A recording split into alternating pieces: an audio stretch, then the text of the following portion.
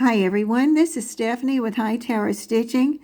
Today's video is 239 and I wanted to do two things. I want to go back to the weaver's quilt block, which was in video 70, and then also show you a couple more samples of the parade of pillows from video 238.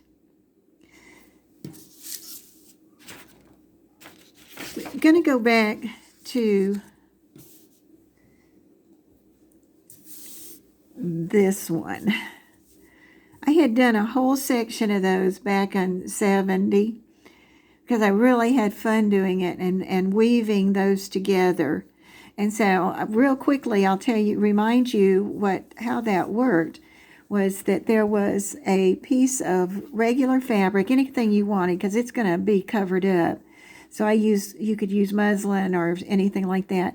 And then I took a piece of Wonder Web. This was my back fabric.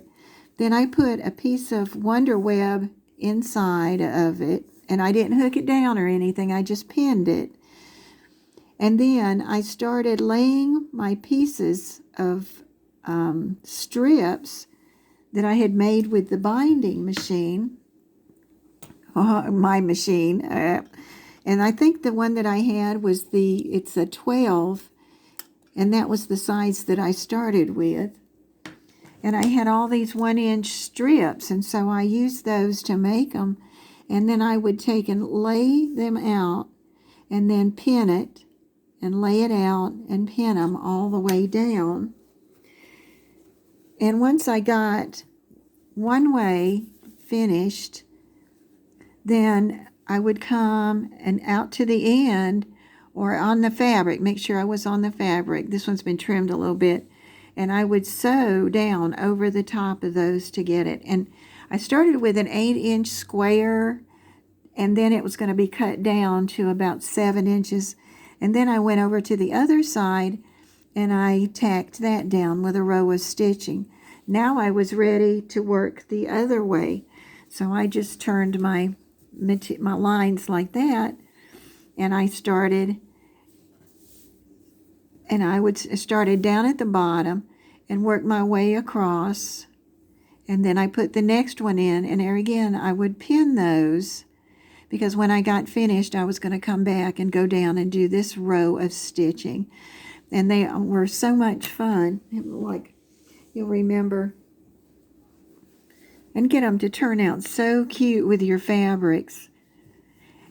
And so then where I was going with this today was to tell you I finally came up with something. I've been looking at these for a long time, and it was so much work.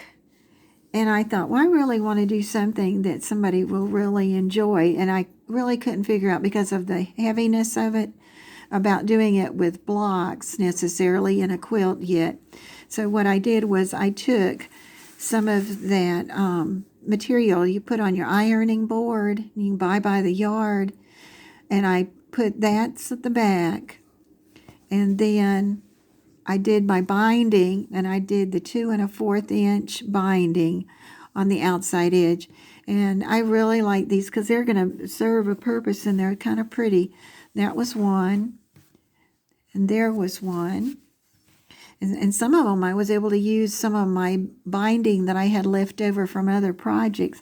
Then this one was kind of a pretty one, and it had a dark. And there again, it's all of these happen to have that on the back, because I didn't think they would serve to be a pot holder.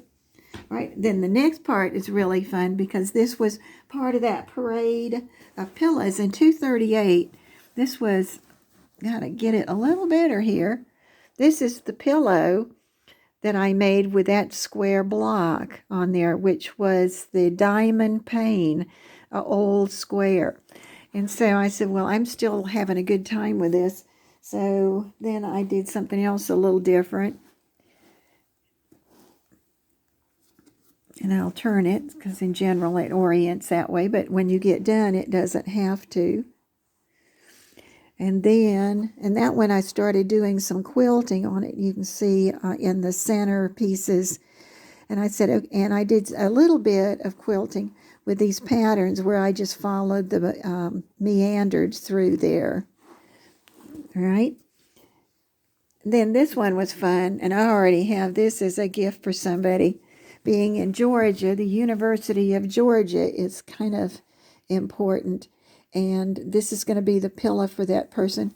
And here again, I have the Georgia on the back.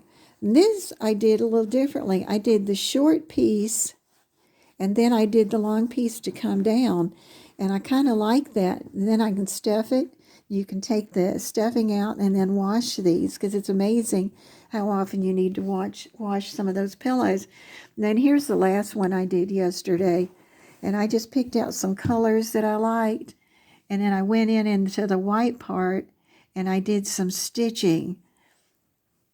And then the back, I used some of the same material from the front, and then had to use the plain for that little part underneath there, the half part.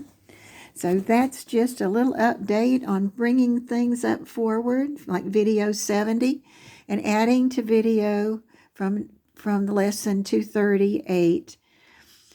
I hope everybody enjoyed that. I hope you'll try something, and thank you for watching.